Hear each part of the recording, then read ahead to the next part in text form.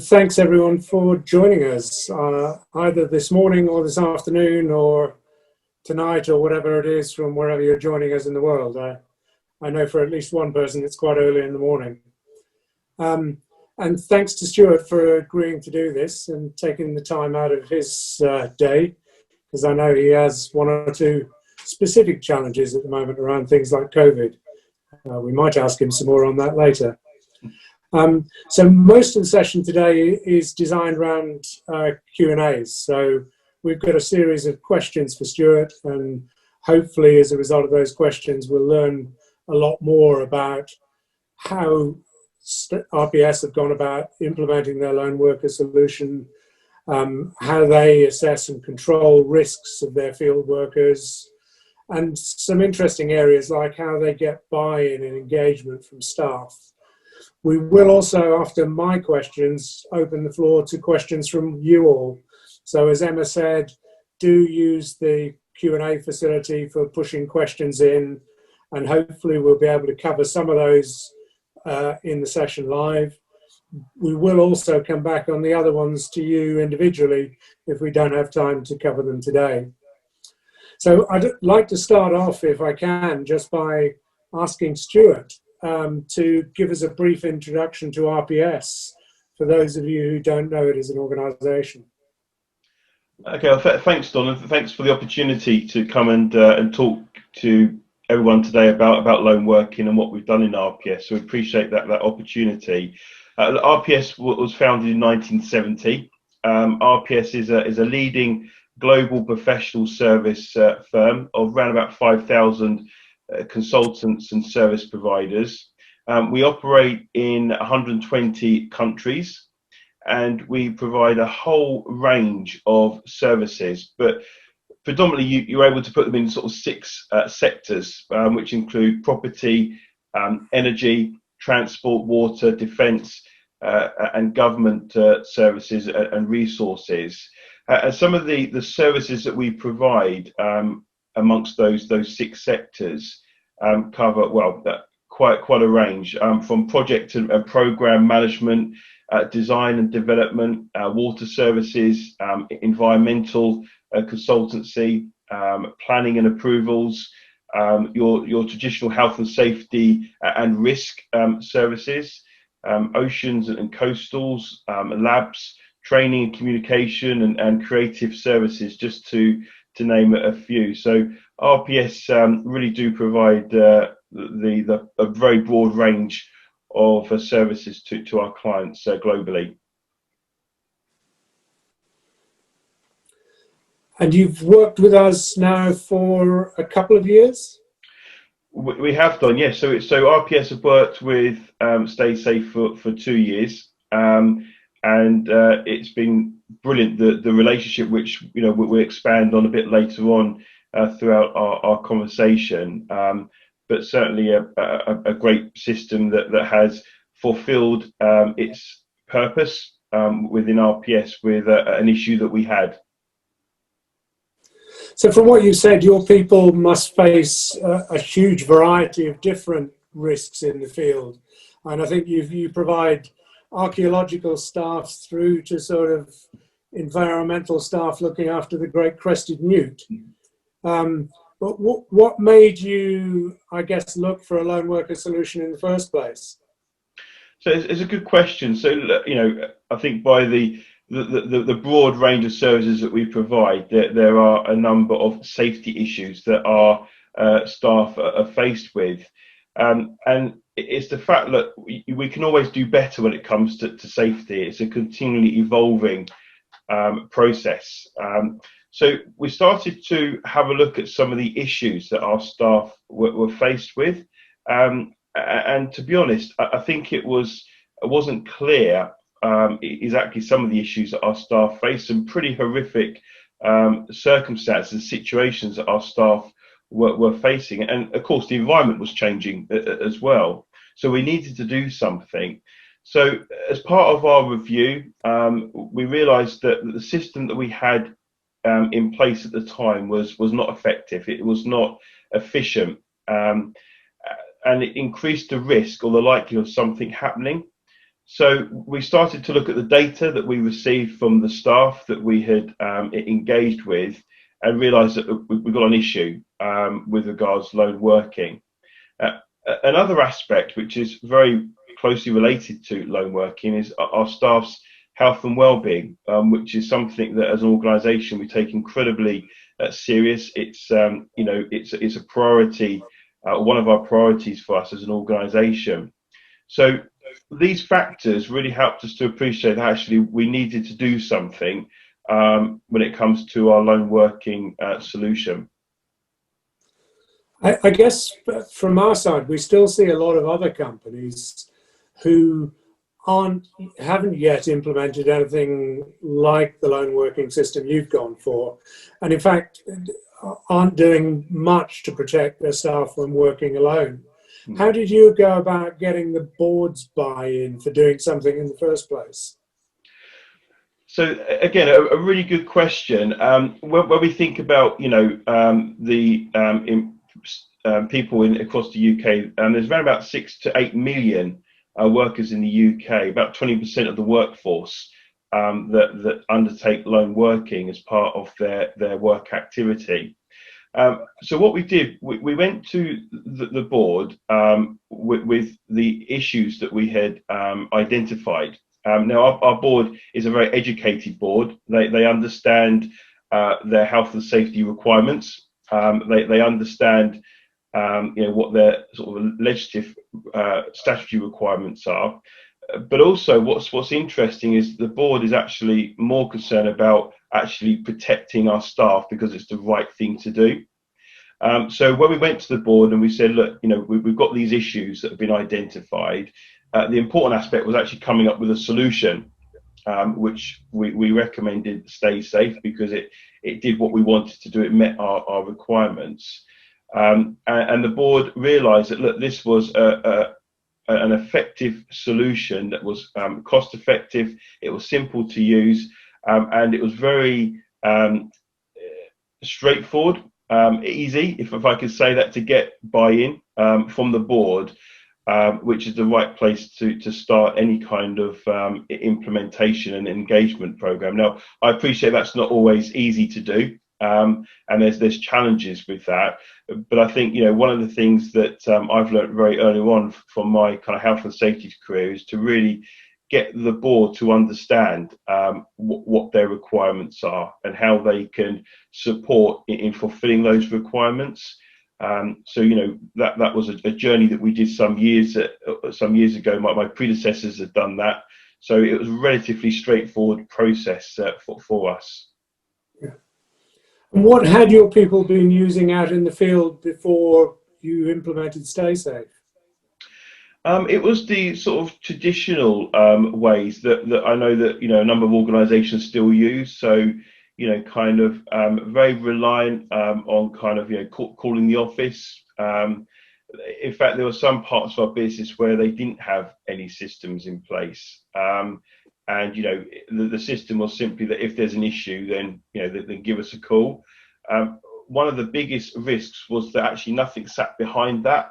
So if there was an issue, somebody would call the office, but then what does the person receiving that call, what do they do? What's the process? What's the protocols that they have to follow? So that the system was very archaic, very ineffective, and not really there as a support tool when it comes to lone working. And that was one of the the issues that we found when we started to look at this process in more detail. So when you started looking for a solution, what were you actually looking for when you went out to the market initially? So there was a number of factors that we wanted to look at as part of our solution. The two main ones was, which maybe the listeners will be surprised at, was simplicity. And also we wanted to work with an organisation that was actually really interested in understanding what the requirements are and what the needs are of an organisation. So, I mean, of course, cost was a factor, but that wasn't the overarching factor. The main two things was we wanted a tool that was simple for our staff members to use, and also then to be able to have that whole support system that sits behind that, whether it comes to customer service, technical support, guiding us as an organisation through our sort of next journey, if you like, when it comes to lone working. So that they were the things that we were looking for when it comes to a lone working solution. And I guess what eventually influenced you to pick StaySafe rather than anybody else? Because I guess there are a wide range of suppliers if you just hit Google and type in lone worker. Yeah, absolutely. There is a whole range, and the reason that we went with StaySafe was because we found that, of course, after doing our research, we found that StaySafe was a simple tool to be able to use. It was effective, but actually, what was interesting was that StaySafe as an organisation wanted to understand our business. They were incredibly supportive. Right from looking at the system right through our journey, and continue to be supportive, whereas we found there was a number of other organizations that weren't quite as proactive as we wanted. So we found that StaySafe met our requirements, and that's why we went with them. And of course there was additional factors as well, cost. StaySafe is a relatively cost-effective way of managing part of our loan working process. But I think one of the things that really stood out was that engagement with StaySafe. They helped us through this whole journey of loan working and implementing these systems. Okay, and having chosen StaySafe, how did you go about rolling out the solution? You're now live with about 200 people, as you said earlier. How did you do that rollout? Well, implementation, getting buy-in, engagement are really, really important when it comes to any project, particularly health and safety project. So it was really important for our staff to understand why we were doing this loan working review and implementing these systems. So one of the things that we did right from the beginning was, of course, we spoke about how we got buy-in from the board, but then sort of working our way through the organisation was the next level with regards to senior managers and leaders within our organisation. Is absolutely key to be able to get them to be able to buy in and to be able to be engaged in this process. So the way that we did that was that we presented to them. Again, we do a lot of additional training for our senior leaders within the business. So again, that they are aware of their requirements, their responsibilities. So we got them engaged very early on in the process. They very quickly appreciated, look, we've got some issues, and we want to support in the implementation of this solution. They saw the benefits of it. They saw the reasons why. Now that was a lot of work that went on behind the scenes to be able to get to that stage, but it was important that the senior leaders and senior management get to that stage, because ultimately they are the ones that are going to drive this. So as a safety team, we of course provide guidance and all those good things that we do, but ultimately it is the senior managers that drive that and make a project successful or unsuccessful. So that was sort of our next port of call. And then the next phase was actually engaging with our staff. And again, it was getting them to appreciate why we're doing this, the benefits of this particular solution. We used the opportunity with regards to sort of engagement was to dispel any myths that some of our staff have. When we talk about lone working devices, quite often, people feel that it's a bit Big Brother. Means you can track me. Well, yes, the system does do that, but actually that's not what we're using it for. We're using it to protect you and to ensure that you are safe, and that if a situation deteriorates, we're able to get assistance to you, as quickly as we can. So it was more about getting the staff to appreciate that we're doing this because actually we do genuinely care about you.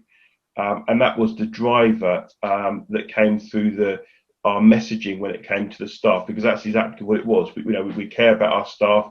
We want them to be safe, and we appreciate it's not a particularly nice environment at times. So we want to do everything that we can for our staff to be able to undertake their work activity, but then get home safely as well. So that's one of the things that I would really encourage people to do, is to kind of get engagement from the senior leaders to be able to then help drive that message through the organisation. And having got the buy-in, how did you deal with the challenge of delivering training across a diverse group of people in multiple teams, probably in multiple geographies? Yeah, so there's nothing like face-to-face training, and that's what our training was done through face-to-face. So StaySafe, was really helpful in that, because I know that StaySafe assisted in a number of those training programs, which was really, really good, because the staff were able to have an opportunity to ask technical questions, which you were able to answer. So it's absolutely, whenever you deliver anything, it's important that it's done face to face, particularly when it's such a change from what people were used to doing. Because I think it's great doing things through various technology, these kind of mediums, which is great.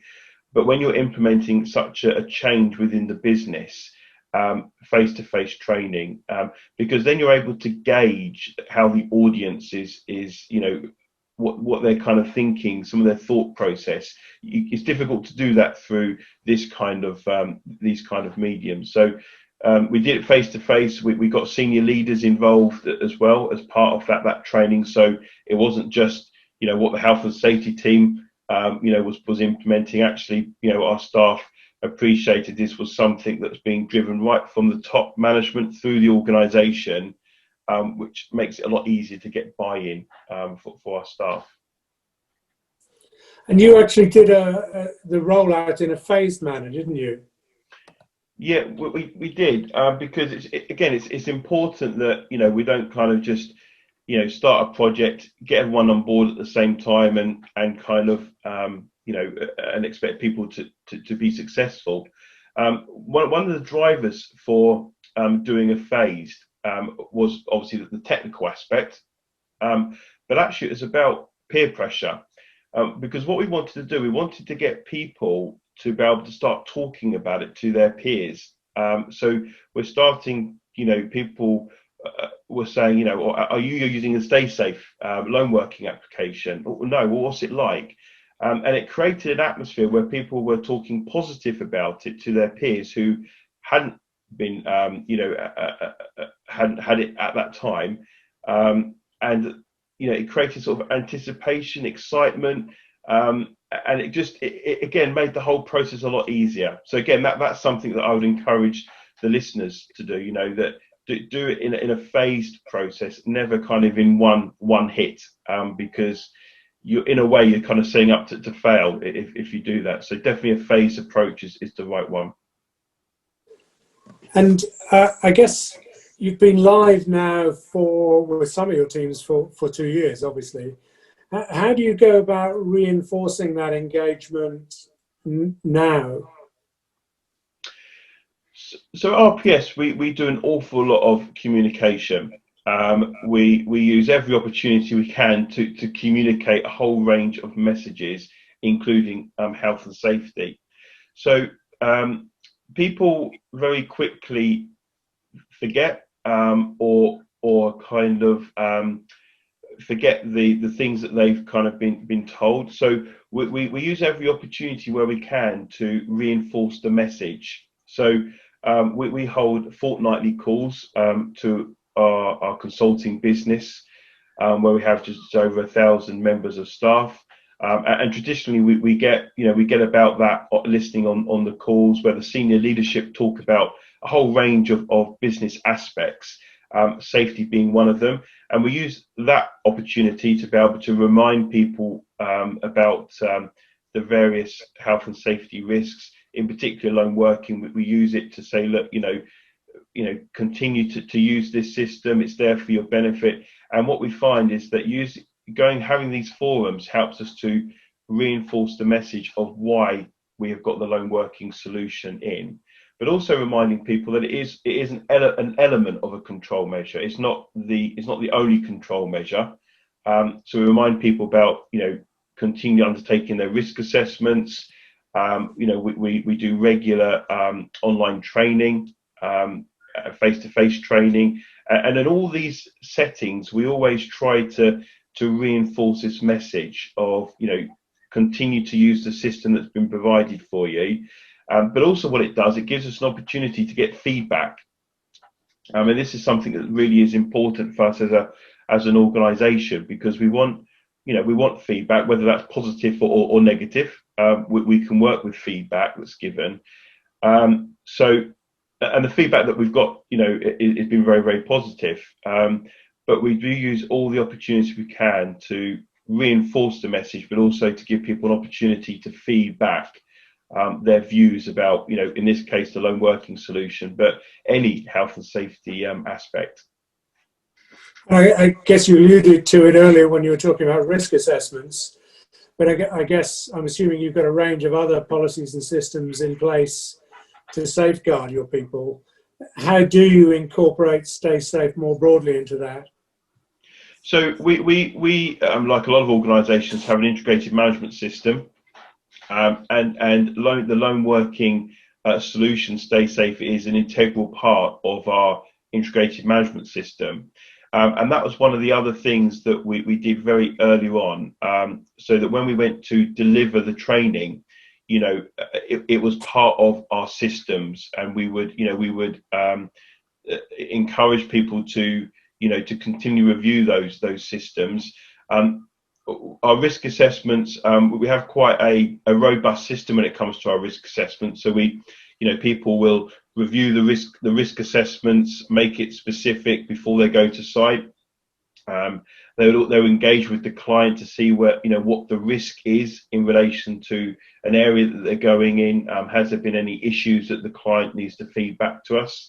And then when our consultants go to site, they will then review that. And lone working is a big aspect of that. So we have some generic control measures, but we also deliver training so people are able to think much broader than just those sort of generic control measures. And we've had again some really good feedback about that it is part of our management system. And when we've been audited externally, we've had some really good positive feedback, and particularly as we're transitioning to 45001. So it's been very, very successful. So, having gone through the process, what do you think the key lessons are that you've learned, the sort of do's and don'ts?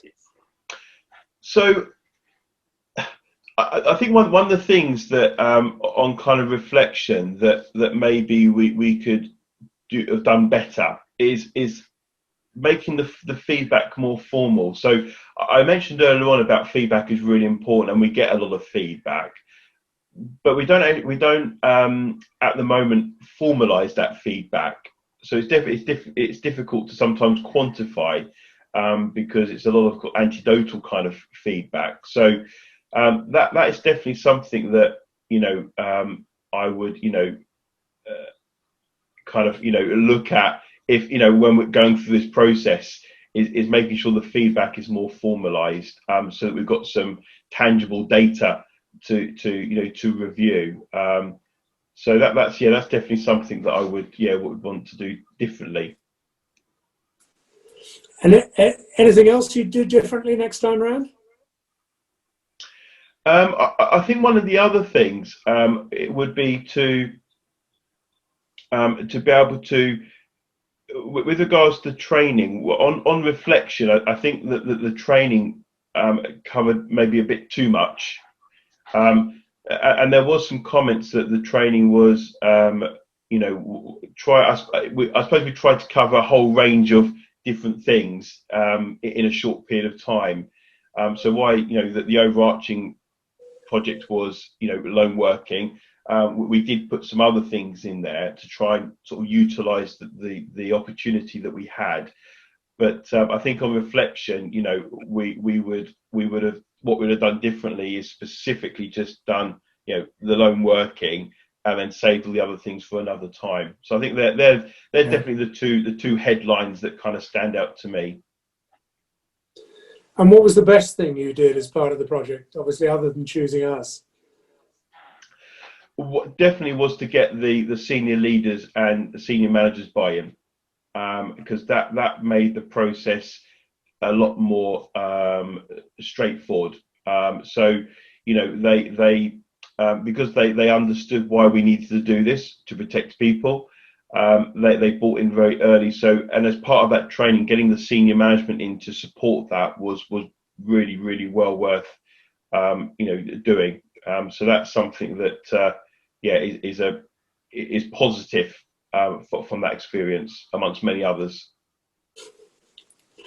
And of course, going with StaySafe as well, Don. Absolutely. Thank you for that one. Yeah. So I guess, Emma, I think I've probably got time for one more question before we open it up to the audience. So I guess what I should make it a topical one, which I guess is just how COVID has impacted you, changed the environment in which your people work, etc. Yeah, well, that's probably a whole webinar on its own. It's definitely been a learning opportunity. It's been, you know, it's amazing how quickly the world changed, particularly as we are a global organisation. You know, it changed within minutes. So we are still running as an organisation. We have many of our staff are considered as key workers. So, you know, a lot of, you know, our staff were still working for our clients, although in a different environment, a different setting. Like, you know, many other organisations, obviously we went into lockdown and our offices were closed, but very quickly we were able to get them reopened again, in line with the government's advice. I think one of the things that has definitely been a real privilege to be part in, that the RPS had the opportunity to support the NHS, particularly providing our expertise when it comes to the various hospitals that were set up, the Nightingale Hospital in particular. But you know, that was a real privilege to be able to be part of that and to be able to support the good work that our key workers have done and continue to do. But I think, you know, opportunities, again, with the lone working aspect, we've got a lot of workers at home. So, you know, there's the whole lone working in a different environment. And it's, you know, be able to use the tools that we have to be able to make sure that our colleagues at home are safe and feel safe, and feel part of a wider organisation. So, yeah, you know, that's where the lone working solution has really come into its own during this difficult time. And we've also noticed an increase in risk in some areas. So we've got a bunch of clients who are in the telco space, and due to the paranoia around 5G and COVID, they've had a big increase in incidents. Have you noticed anything like that with your guys out in the field? Definitely the environment is changing. People are, you know, for a whole range of reasons, are becoming, you know, more hostile. So we do find that, you know, there is definitely an increase of potential incidents where members of the public, you know, have got frustrated with, you know, with various things, and have taken out on or started to take it out with some of our consultants. So the environment has definitely changed during this lockdown restriction period.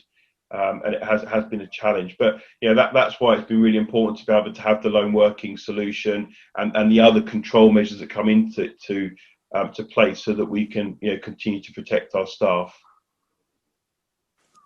Okay, thank you.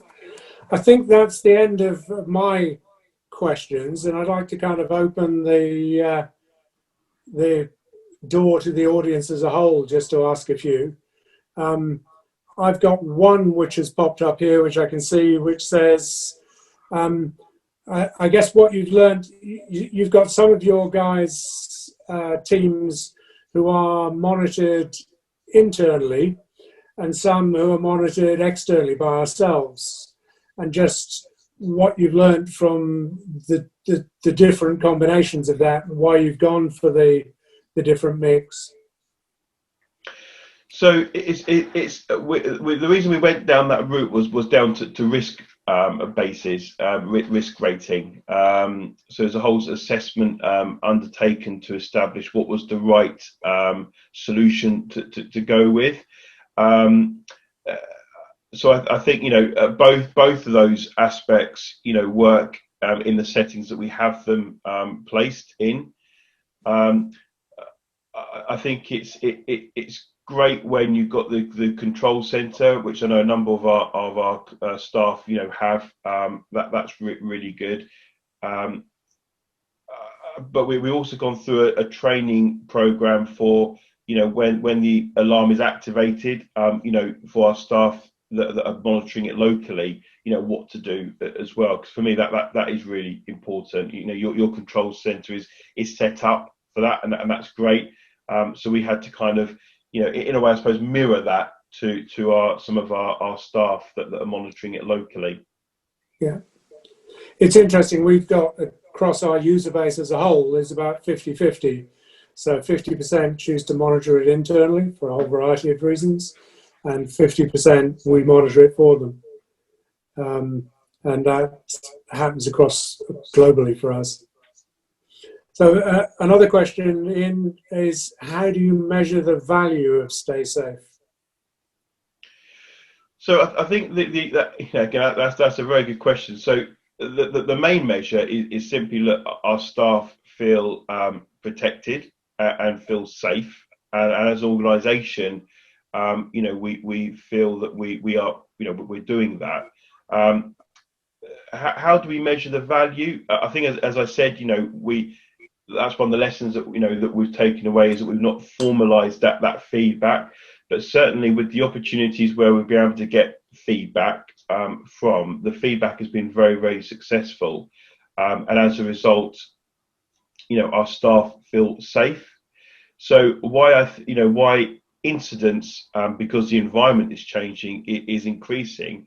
Our staff are feeling more comfortable and safer to be able to deal with those situations, because that they've got the tools to be able to do that. So I think we measure the value by the feedback that we're getting.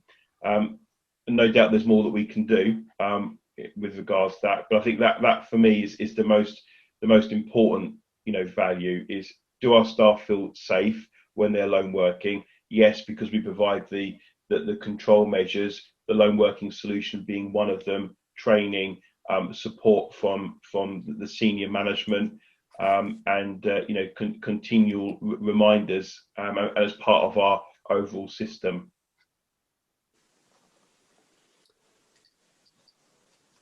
And I guess here's another question we may have partially answered. How do you incorporate lone working solutions into creating a positive health and safety culture? So we may have answered a chunk of that already. Yeah, no, absolutely. Maybe I could just kind of, I suppose, just bring some headlines in answering that question. Look, having a positive health and safety culture takes time, and it can be a long journey. But I think that's why it's really important to be able to start from senior management, because, like I say, they are the ones that are driving that culture. So if you're able to engage with the senior leaders, get them on board, and they understand the value of it and the benefits, and the reasons why we're doing this. They can then create that positive health and safety culture amongst their various teams. So look, this isn't a health and safety team, kind of directive, or this is actually a part of our business. And what we've done, we've incorporated our lone working solutions to our behaviours. So one of our behaviours that we're stronger together, and we have responsibility to look after our own health and safety well-being and that of others. So when people see that lone working is part of our behaviours, our corporate RPS behaviours, that also helps to drive culture. It doesn't happen overnight. There's a lot of work that continues to go in creating a more positive health and safety culture. But like I say, it's important to be able to get senior management involved right from the start, so that people are seeing that this is being driven by senior management and not just a tick box exercise or something like that. And there's a question here which just says, are health and safety regulations consistent across countries and continents? I guess the answer is no, in short, but I'm sure you can expand on that given the spread of RPS's operations. Yeah, absolutely. So yeah, that's a simple answer, no. Certainly in the UK, we do have some very good high standard legislation. Although saying that, what's interesting when it comes to lone working, actually the legislation is a bit light on lone working specifically. Of course, you've got the Health and Safety Work Act and the management regulations, but it's quite light. So there is huge inconsistencies throughout globally in relation to lone working. I think also it's a culture thing. So in the UK, we are very aware of lone working. We have a good understanding of it. In a lot of the other countries, that it's quite difficult generally because of the culture is different. So the legislation is very different, and a lot of the legislation is driven by kind of litigation rather than doing the right thing. But that's a very broad question and quite a challenge to answer, because legislation is very different and in place for very different reasons throughout the world. But I guess the key thing, as you said earlier, as far as RPS is concerned, you're doing this because you want to do the right thing by your employees, rather than necessarily because of individual country legislation.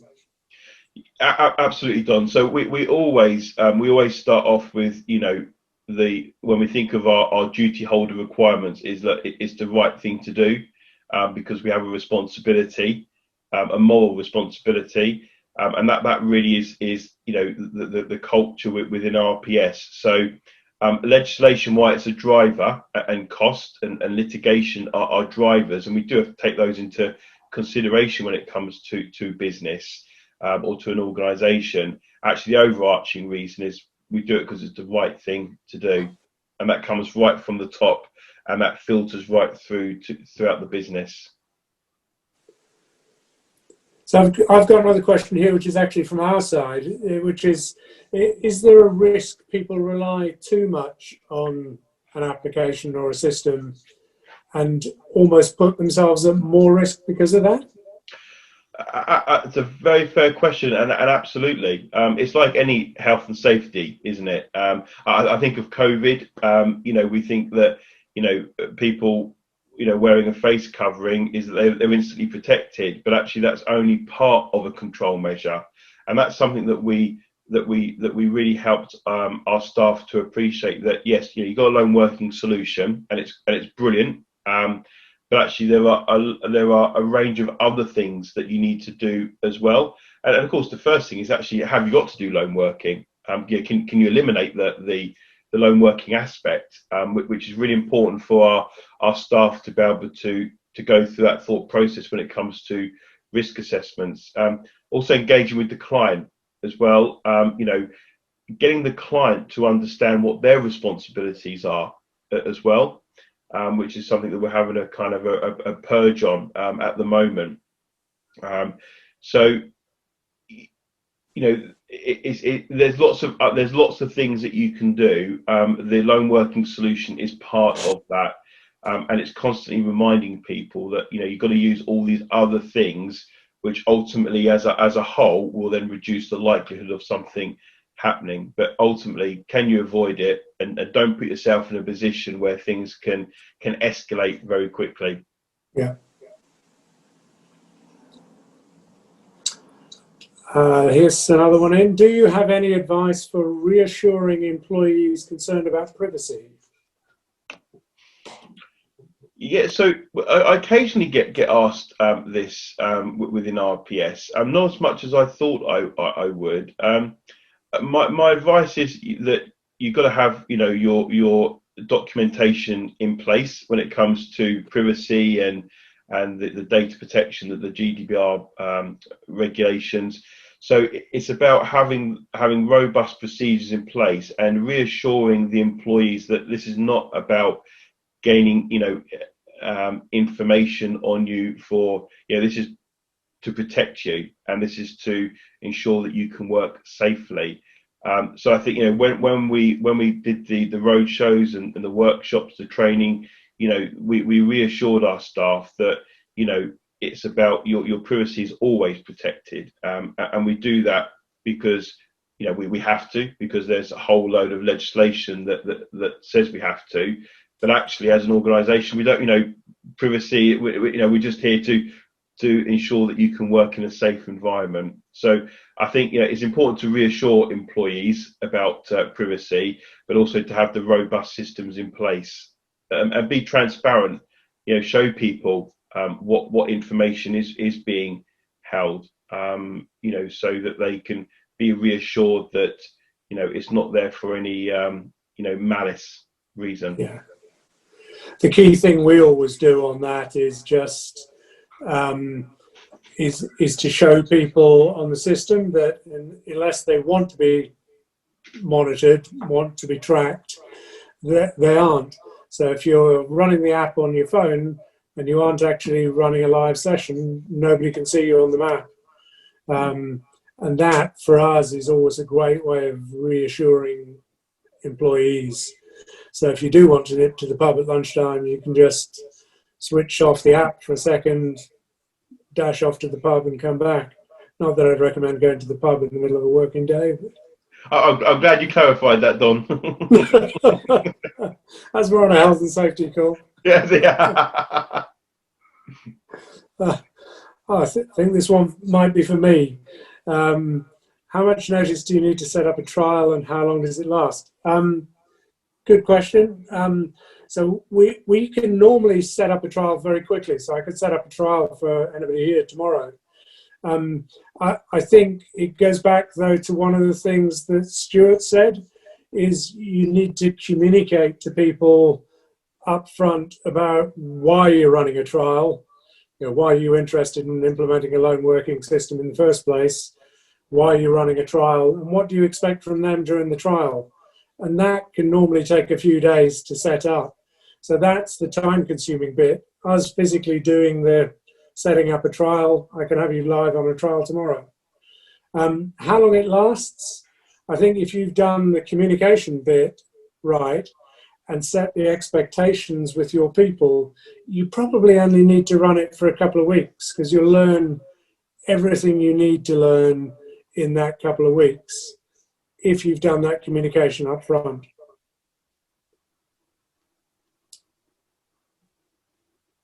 So I think we're almost there, unless there are any other questions from the audience. I know Matt had a couple of cheeky ones for you, Stuart, but I won't ask you those. Thank you, Don. I guess as we're nearing the end, just a final bit of advice for anyone considering implementing a lone working system, particularly for a field service type organisation or a consultancy organisation like yours? So I think my advice is to engage with your senior managers, engage with the staff right from the start, and when you're looking at the various lone working solutions, is to get an organisation that's actually really interested in what you do, who want to understand your business, because what they can then do is give you the right advice and help you navigate your way through that particular journey and process. So my advice is engage with the workforce really right from the start. Now I know that sounds really basic, but it is important, because that way you will get engagement and you will reassure your staff that actually do generally care about them, and you're not being driven by legislation or other factors. Yeah, no, I'd absolutely support that. I think we've recognized, as we've developed as a business, that engagement, both with management and the folks who are actually using the system in the field, is absolutely crucial. So we spend an awful lot of our time and effort, not just on the physical elements of setting a new client up, which are frankly very easy, but we spend a lot of time just talking to them about the soft aspects, how they get buy-in from management, how they get the buy-in from the users, and how they keep that buy-in. And I think you're absolutely right on that. Get engagement from your people up front. Mm. Okay, I don't think there's any other questions that have popped up on the chat. If you think of any others after the webinar, do feed those through. And I will hand back, I think, briefly to Emma, just to say thank you to everybody. But just before that, Stuart, thank you very much again for your time.